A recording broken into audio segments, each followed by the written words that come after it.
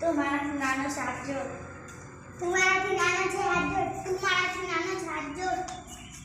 તું મારાથી નાની છે હાથ જોડ. તું મારાથી નાની છે હાથ જોડ. તું મારાથી નાનો છે હાથ જોડ. તું મારાથી નાનો છે હાથ જોડ.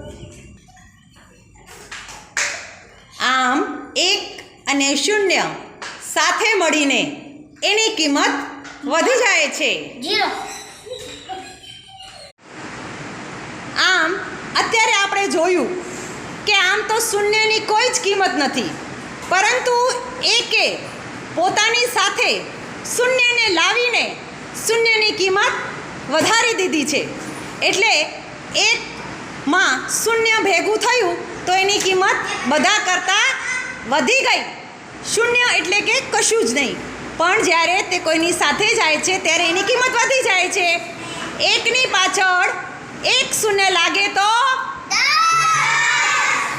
1ની પાછળ 2 શૂન્ય લાગે તો